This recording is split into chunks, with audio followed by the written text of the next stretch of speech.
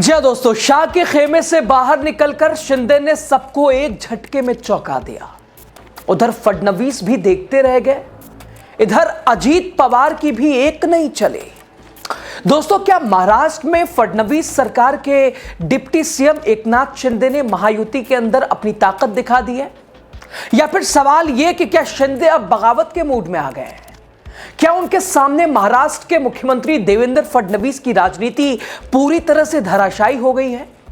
और एनसीपी के अंदर अजीत पवार के फैसले को उनके नेता कितना तवज्जो देते हैं, कितनी अहमियत देते हैं, इसकी पूरी कहानी अपने एक फैसले के जरिए एकनाथ शिंदे ने बता दिया, दिखा दिया, समझा दिया। बताएंगे आपको। नमस्कार, आप द राजनीति का विशेष सेगमेंट देख रहे हैं। मैं हूं आपके साथ यासूब रजा।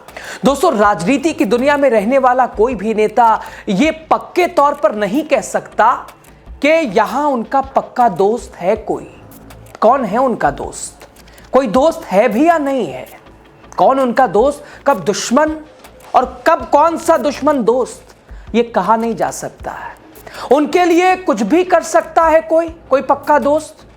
कम से कम महाराष्ट्र के डिप्टी सीएम एकनाथ शिंदे तो ये नहीं कह सकते, क्योंकि उन्होंने खुद जिस बाला साहेब ठाकरे ने उन्हें आगे बढ़ाया, उनके बेटे उद्धव ठाकरे से दोस्ती नहीं निभाई।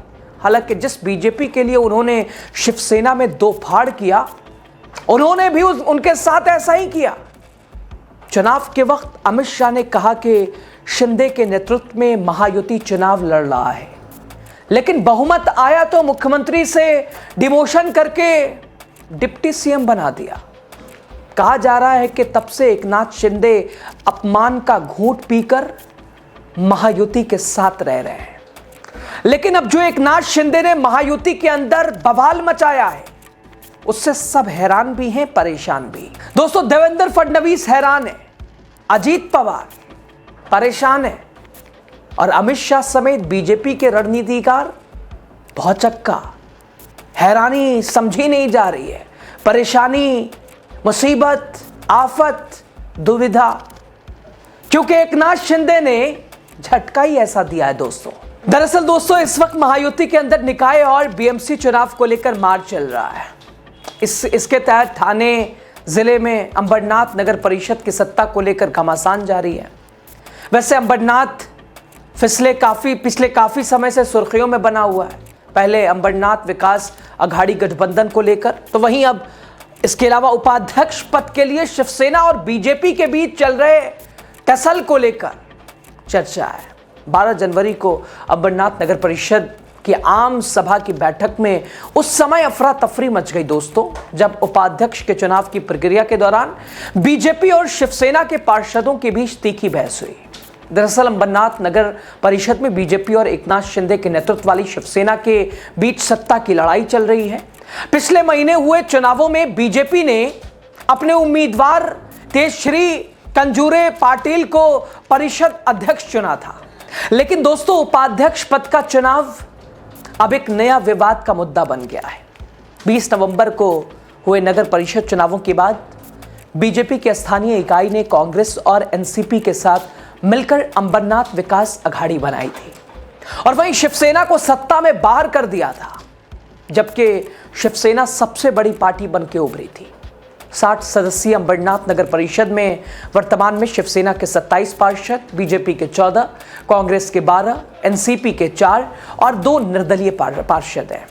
शुरुआत में बीजेपी ने 12 कांग्रेस और 4 एनसीपी पार्षदों के समर्थन से अंबरनाथ विकास अघाड़ी का गठन किया था और 32 सीटों का बहुमत हासिल किया। परिषद अध्यक्ष बीजेपी से, इस गठबंधन से नाराज कांग्रेस ने बाद में इन पार्षदों को निलंबित कर दिया था। इसके बाद ये सभी पार्षद बीजेपी में शामिल हो गए थे। लेकिन दोस्तों, इस लड़ाई के बीच एकनाथ शिंदे ने भी चाल चल दी है। उनकी चाल की वजह से 4 एनसीपी के पार्षदों ने बीजेपी से अपना समर्थन भाई साहब वापस ले लिया है और शिवसेना में शामिल भी हो गए हैं, जिससे शिंदे के नेतृत्व वाली पार्टी, उसकी संख्या बढ़कर 32 हो गई है। सदन पर उनका प्रभाव भी एक तरह से प्रभावी नियंत्रण भी हो गया है।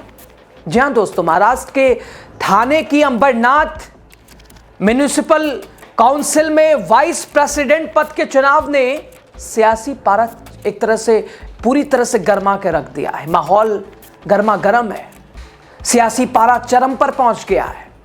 सत्ता संतुलन, इसके अलावा विल, वैधता और सड़क से सदन तक के हंगामे ने इस चुनाव को बड़ा राजनीतिक घटनाक्रम बना दिया है। दोस्तों, चुनाव से ठीक पहले अजीत पवार की एनसीपी के 4 कॉर्पोरेटरों को पार्टी के गुट नेता अभिजीत करंजुले ने सख्त व्हिप जारी किया और साथ ही दोस्तों व्हिप में चेतावनी दी गई कि अगर किसी भी कॉर्पोरेटरों ने पार्टी लाइन के खिलाफ जाकर भाजपा उम्मीदवार के विरोध में मतदान किया तो उसकी सदस्यता रद्द कर दी जा सकती है। इसके बावजूद शिंदे की शिवसेना ने एनसीपी के इन्हीं 4 कॉर्पोरेटरों के समर्थन से बहुमत का आंकड़ा पार करते हुए सदाशिव उर्फ सदा मामा पाटिल को अंबरनाथ म्युनिसिपल काउंसिल का वाइस चेयरपर्सन चेयरमैन चुन लिया।